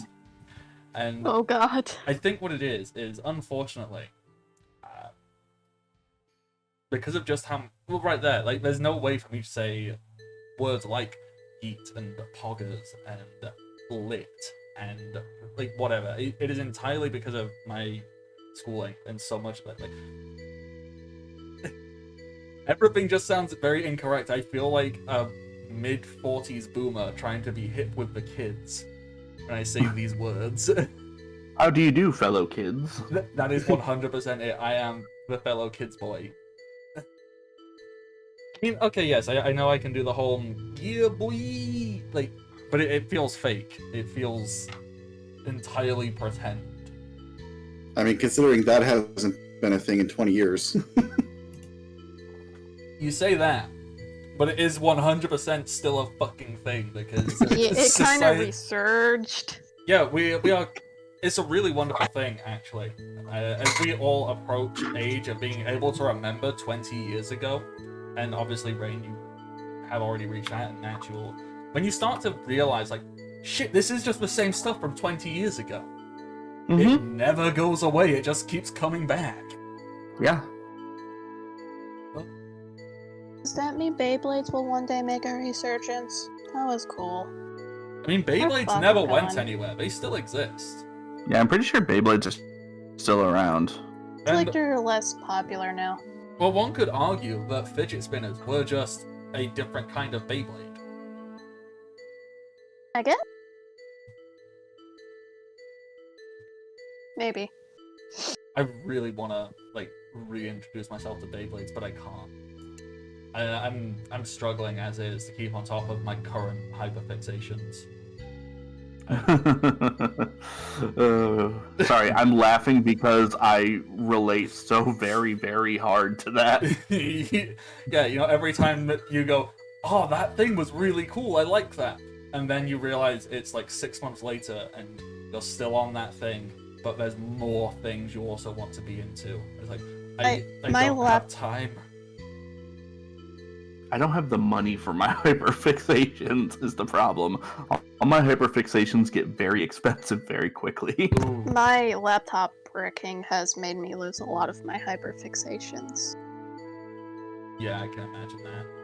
Oof. What were we doing? Boats. We were get back to sail. Yeah, on we the finished. boat. Yeah. Okay. Boat. Boat go zoom. Boat goes zoom. We are sailing. And our vague path is to go from where we are here To to the mushroom back road, rock road, there. because apparently there's a beach. There most definitely is. In fact, if we zoom in, you can see where the little inlay is. Oh. Yeah, if I just go do. For some reason, it is not telling me the feet. Because there are Like- no feet on here. Oh. There's a Okay. little inlay here. I which have is- feet. I would hope you have feet, Natch. Oh, okay. Yeah, all right. Well, I walked into that one with my feet. Stop it! Okay. I can see regret the learning lower how to ledge. do this. I can make shapes. Look at the shape. It's a bow tie. I don't know what I made. It's a bow tie. Oh, but it's gone. Okay, Inside now. this is a mess. This is a big, hot mess. And I'm proud of it, honestly. So, Have you just joined our game? No, it's just 'Cause that our game is a big hot mess, and I am proud of I it. enjoy it. Yeah. So, If you ever get another player, then they'll have to be indoctrinated into the hot mess somehow. somehow, some way. The Hot Mess Express. Oh my god, That's our such a party good- name. That is such a good name. Match, I'm stealing that. I don't Oh, you know can where I'm have going to use it, but I'm stealing it. I don't care if you're saying I There you can go. have it. I am stealing it because I enjoy Okay. the thrill of theft. We need to probably talk about that at some point.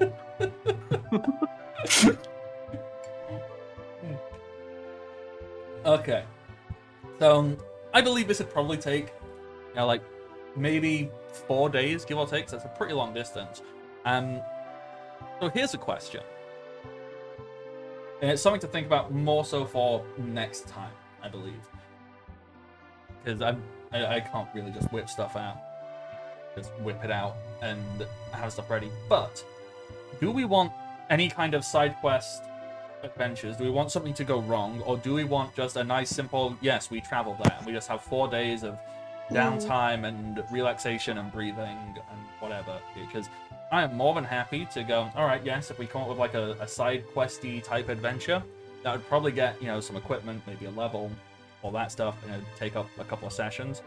Or we can just go, all right, no, we head there and we get on because we are capable and can follow a plot. Well, we know for sure that that's not accurate, so... I mean, number one, this is like based off of Final Fantasy. Like, we have all probably just completely ignored the plot because of cool side quests. It's And two, honestly, with like the subject matters that have come up for the story recently, like it could be nice to just have like a fun little side quest to do. Okay, cool. So, this is actually what I very much enjoy about running games, is being able to essentially sit back and go, hey players, tell me what you would like. Now, does anybody have ideas or themes or just anything of particular interest that could make a side quest? Obviously, we are limited by the fact that we are on a boat, so I just don't want to do a repeat of a Bismarck thing, but there is obviously Leviathan, so there's a way we could try and work Leviathan into this somehow, some way. Or if there's any other Aeon that would hold appeal to somebody, and we could find a way to maybe work that in. I just realized something. Mm-hmm. I never told him who at the university to give it to. Oh no. he doesn't really even know what a university is, so he's got to figure that out first. That's fair. But it is on his list. So, let me... As far as side quests go, I'm even fine with just like, there's a big old monster, go deal with it. I mean, that's a very Final Fantasy. You know what? Hilariously, that this exact moment in the actual Final Fantasy X, the equivalent, since we're skipping out the Mi'ihen High Road, the Mi'ihen High Road is literally just that. It is walk in a straight line, get to a rest spot, fight a big monster. Mm-hmm. So we could totally just have it be like, yeah, there's a big monster. We can have a session of fighty fight time along the way. Yeah. One idea could be I forget what summons we have discussed, but due to me and my Greek hyperfixation, my brain is now trying to think, how can we get Cerberus to be linked into all of this? How can I get my three-headed dog boy? Yeah, Cerberus is tier 3. We're currently toying around tier 1 and tier 2. Oh, okay. In a couple of levels, Cerberus 100% could come up. Okay. If I'm just looking around tier 2, who would work well together? Apparently for rank 2, there's Titan. Yeah, I'm just kind of Shiva. looking. Very much all the Titan. elementals, basically. So, Ifrit, Shiva, Titan, Ramu. See, here's another question. Obviously, in Final Fantasy X, the Aeon Jose is Ixion, who is basically just Goat Ramu. If Ramu was a goat and not an old man wizard. What do we prefer? Do we prefer goat or old man wizard? Because I can just change Ramu to be Ixion instead. I suggest a goat wearing a wizard hat. Yeah, no, I'm on board with that. I'm on board with Goat Wizard. I am very okay with that. It's got a little wizard, like, perched precariously on its horn. It's got like a saddle full of component pouches. Okay, so you know the other thing as well. This works. What's the opposite of anthropomorphizing? Where you give something human. Well, that is giving something human qualities. We are giving the goat human qualities. I was trying to. We're basically Beastifying. We're beastifying Ramu, which works doubly well. Oh my god, we're giving Ramu a fucking fursona because goats have beards, and Ramu's defining feature is his big long beard. Oh my god. Yes. Yeah, we sure did that. Ramu's fursona is a goat, confirmed. Yes. We do need to wait to maybe you edit this part out of the YouTube video so that when it does come up, you can title the episode Ramu's Fursona.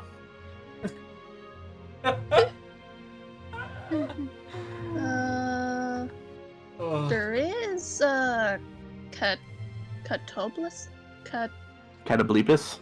Yeah, Catoblepus. it's a hard word. That one. That one's pretty interesting. I like that. I'm trying to recall. I think that is from Greek mythology. It sounds kind of. familiar. Like It's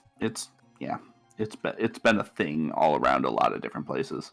Yeah. Is that the board that Zeus became?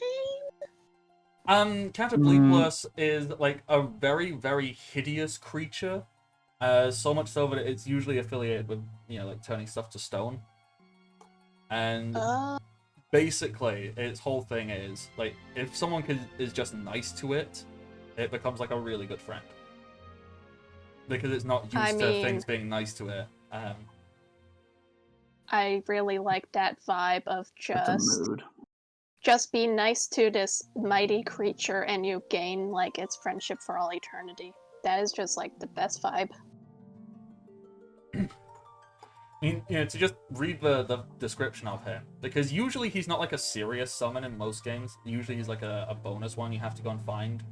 because like he's not particularly impressive. But the description it gives is a thundering of hooves announces the arrival of the great boar. Though he seems much less impressive and more intimidating up close, Catapletless charges onto the battlefield from afar, legs flailing as he runs and casting great clouds of earth up from his wake. The large green furred beast skids to a halt in front of the summoner, great head hanging low to the ground despite a very long neck. He snorts, his head very pig-like save for the mane and a single glowing eye.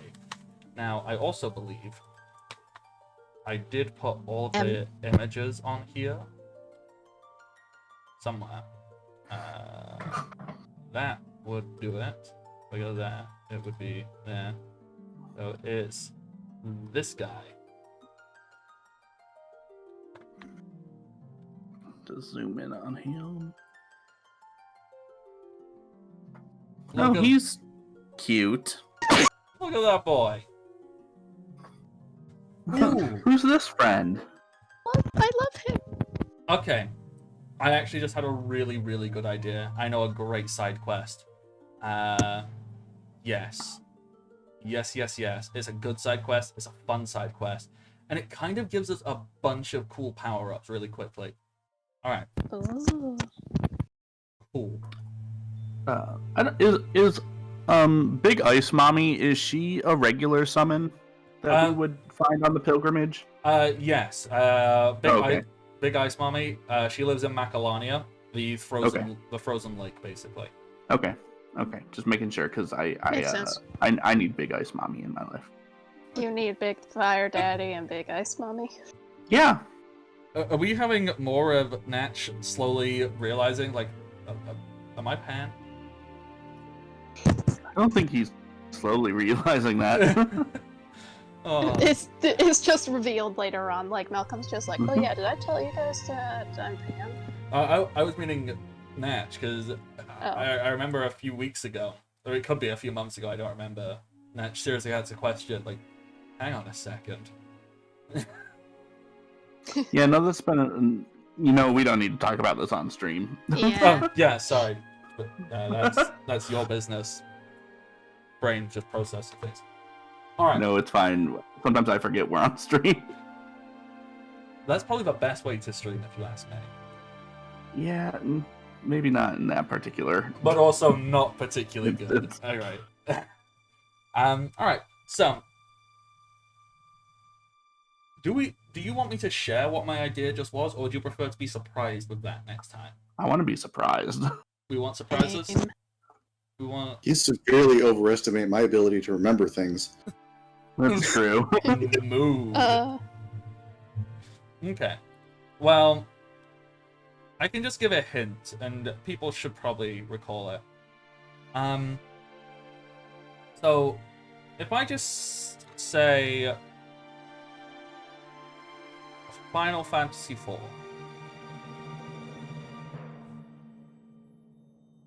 Just think about that. I mean, yeah, I never played that one, so it means nothing to me. A lot of thoughts are coming to mind. Because obviously we're on a boat, and Final Fantasy IV. That's all I'm gonna say. Oh.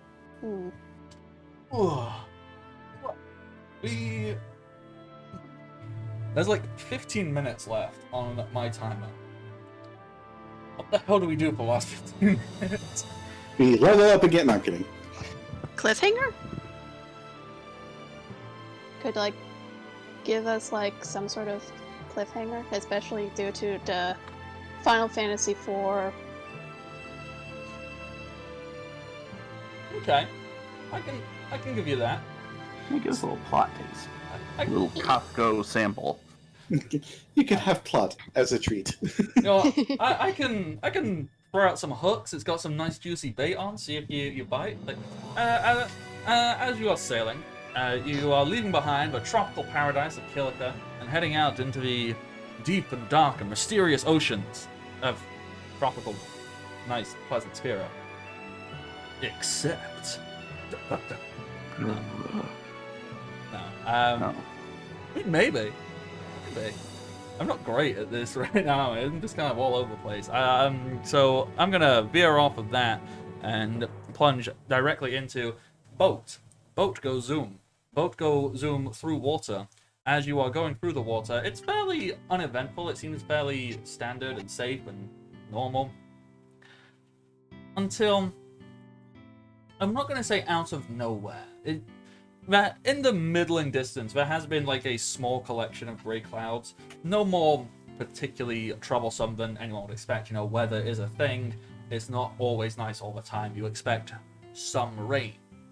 But as they seemingly get closer, or you get closer to them, these small greyish rain clouds, they definitely seem much wider and much darker and much more collective in number than initially believed. And there is most definitely a storm brewing, a storm potent enough that it seems to feel as if the water itself is shifting in current. And a long serpentine shadow can be seen deep beneath the water. Dun dun dun. Oh god, I think I know what part of Final Fantasy IV we're talking about now. And I never played, so I don't know. Yeah. I mean, okay, Final Fantasy IV is also a very difficult one to place because in the American releases, Final Fantasy IV was Final Fantasy II. So if you played it on the SNES, it would have been Final Fantasy II. I've played Final Fantasy 1, Final Fantasy 7, 8, 13, and 14. Oh wow, you've missed like so many good ones. Yeah, it's because they cost money and they require like consoles that I don't have. I mean, to be fair, what doesn't cost money is a PlayStation 1 emulator, and on that you can play 1, 2, 4, 5, 6, 7, 8, 9. I mean, at this point, I can get all of them on Steam. This is for, like, also 10. I mean, okay, actually, what you should do is you should probably hang out, because at least once, maybe twice a year, they all go on sale, and you can pick them up for like $5 each. Yep, I have like 6 of them on my wish list just because I've never played them, and people keep telling me I should. So, I mean, okay, this is going to become like an impromptu Final Fantasy ranking video, but okay, you know, the internet needs another Final Fantasy ranking video. There's not already billions of them. So, Final Fantasy 2, just going from what you said you haven't played 2, it has a very interesting leveling system that's hot garbage. It's an interesting concept, but it is essentially, hey, what if you got better the more you did stuff? And so you gain like skill experience every time you put in the command to do a thing, which therefore can be broken by putting in the command and then cancelling out. So you can tell your character to attack something, but then before you finish all of your inputs, you cancel and then do it again and again and again until you've done it 100 times to go up a rank. It does, however, then mean like you need to do very janky stuff, like to increase your health, you need to get attacked because you lost health, and if you lose health, then the game says you took a hit, therefore you are good at taking hits. Have more health. I feel like this requires more dedication than my ADHD can muster. Oh, 100%. The only reason I did it is because I decided, alright, I'm going to hyperfixate, I'm going to find the power leveling guide, and I'm going to power level the hell out of this. Cheating. And it's good. It introduces the concept of darker storytelling. It's the first time in a game where there's like, you know, the evil empire, that you're a bunch of rebels and you need to stop. You know, that very common trope that happens a lot in Final Fantasy. So 2 introduces that. 3 introduces the Onion Knight and the job system. So I do recommend that. It's alright. It is nothing groundbreaking in terms of story. But it introduces the job system, and you can have a lot of fun with that. 4 is where you actually start to get named characters, and it really starts to lean. It creates some of the JRPG tropes that we get used to. Like, a lot of them are born from Final Fantasy IV, and it's just a good story. 5 is basically a love letter to the previous 4 games, and it kind of takes the best parts of all of them and goes, ah, ha ha ha. Except 2. It doesn't talk about 2 at all. Because no one talks about 2. Yeah. Final Fantasy VI is the best game. Like, it's not even my favorite, but it is the best game. It explores the characters in a really fun and interesting way. It has nuances. It has the widest variety of options. And it also, I think it allows the most free choice while still feeling fairly well constructed and giving you an overall goal to work towards. Plus, it just has the best characters. Like, and not just, ooh, they're my favorite. Like, no, some of the best written characters to date. I think it's funny that my 2 favorite characters in the entire franchise are 2 characters that most people hate.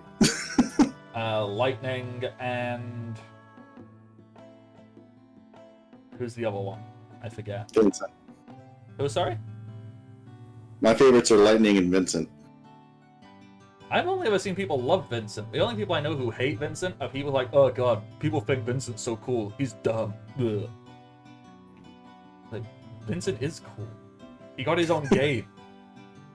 Yeah, The only people who hate Vincent are the people who are afraid of their love for vampires. It's just the people who hate, like, popular characters for the sake of it, maybe. I have no idea. When I found out that Vincent had his own game, I bought it within 10 minutes with money I wasn't sure I had. And then realized, wow, this is not a good game, but it has Vincent, so... It has Vincent, and it lets you customize his gun, and he gets to, like, fly around and do jumpy shit, so... Yeah. And be his edgelord self with a subtle humor. Like, that's it, like... This is now talking about Vincent instead, but we'll do that. Vincent is such an interesting character, purely because of how little information we were given. Because they just had to, like, cut him. We're like, well, we can't cut him because he's cool. And so he's here, but not here, and not important, but actually super important, because there's clearly more going on here. And I am very excited to see how they implement him in the remakes. There is an entire branch of reality centered around Vincent that nobody talks about. They talk about Genova and the Soldier Project and all of that, but nobody talks about Chaos until Dirge and Cerberus. Yeah, just don't talk about it. Don't mention it. Don't think about it. Don't look at it. It's why I'm very much looking forward to how they handle it in remake, because the stuff we've already seen, what they're planning to do with Yuffie, I'm very excited about. Because, yeah, again, another very cool character who gets shit on a lot. And I think I can't stand Yuffie. Yeah. And I personally believe it's very hard to get the vast majority of character across through, like, text boxes. And, you know, she first appears and she steals half your stuff, and it's annoying. So I understand why people do not like her. But one of my favorite things about Vincent is that he has an incredibly subtle sense of humor that people just take as him not knowing things. Like, he makes fun of himself so much, and it just flies over people's heads. And it happened, the best example happened in Advent Children. Because when all of the characters are trying to call each other and keep tabs and everything like that, Vincent just doesn't have a phone. And when he finally shows up at the end, the only thing that he says to Tifa is, "Do you know where I can buy a phone?"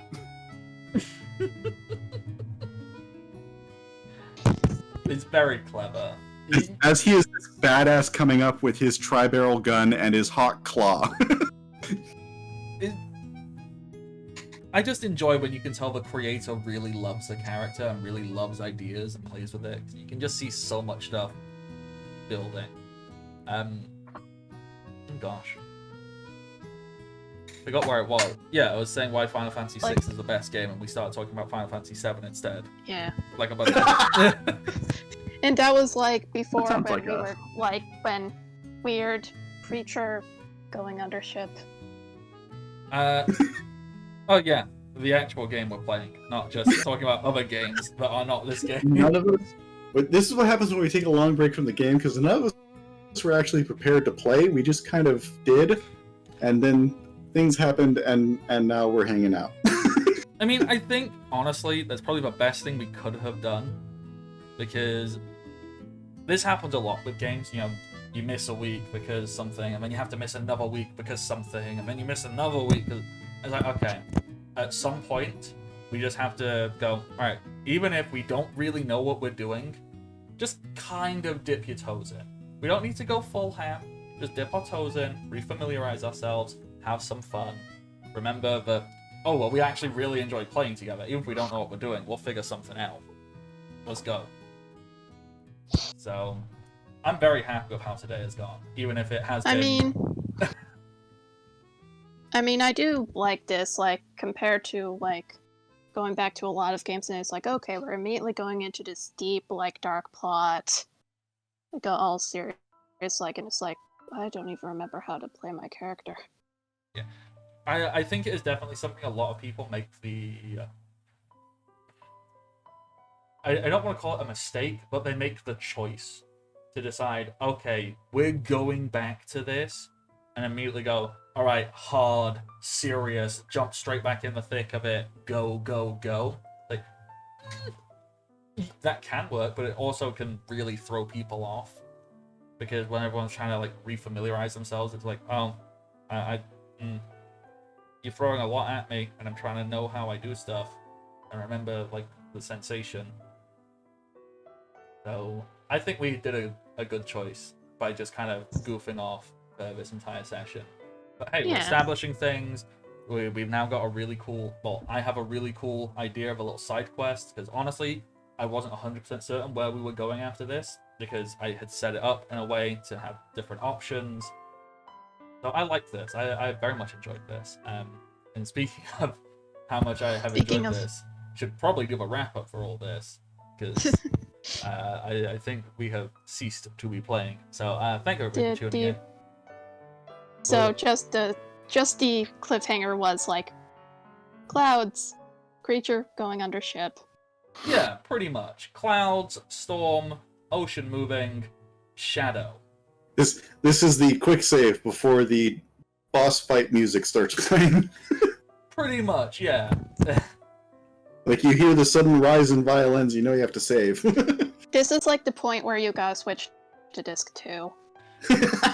Actually, you know what? That's kind of a perfect example of what is going on. It is literally... Because there's lots of moments in the game there's like, would you like to save before you continue? It's not a save point, it's the game saying, save your fucking game. Yeah, this is basically the point where it's like, this is a chapter has subtle ended, hint. the next one's coming. Buckle the fuck up. So with that, thank you everybody. I have been the Bardic Knock. I will continue to be the Bardic Knock. I don't know why I keep saying I have been, as if I cease when I turn everything off. Like, no, I am the Bardic Knock. You can find me on the internet, Twitter, Twitch, Patreon, and YouTube, all as the Bardic Knock. This actually was a lot of fun. It was very relaxing. I had a blast. ATB, who are you? Hi, I am a tired by, and to Rain and Natch, I will give context of what I have posted later. It's fine. I just have repressed trauma from my first Nuzlocke. Or technically just my fire red one. Anyway, I have been playing as Lilith, and trying to play more into the edgy Dark Knight, but also kind of concerned in a motherly figure to Raiko because everything going on. And I hope that was okay. I hope that went okay. Or people thought it was okay. I think it went well. Okay. And Is there anything else? until usually I would plug like, oh, usually I play Star Wars with Bardic and Rain, but laptop is a brick. So until that day comes, you can find me over on the Undead Case channel every second Thursday for Curse of Strahd Barovian Days, where I play as Atari the Bard. Or possibly lurking on other Twitch streams whenever Twitch decides it wants to work from my phone. Right. I've been cut off from a lot of technology, and I don't know if I am taking it good or bad. We'll be fine. It's a problem when we start, like, pretending we have phones. You know, look, I'm looking on Twitter, Ma. Sarah? Okay, so if that is everything, Natch, who are you? Hi, I'm Natural One. I can be found mostly on Twitter and Twitch, both Natural One.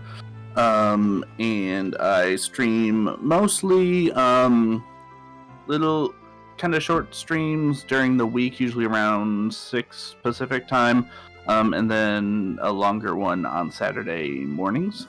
And I'm on Twitter with lots of my hot takes, like you saw today. I'm playing Malcolm. I'm the dad mage, and I think that's it. I think that covers everything. Wonderful. And finally, Rain, who are you?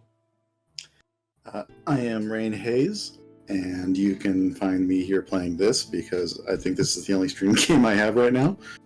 But I also have a Humblewood game on Saturdays that Meat is in, and Meat updates his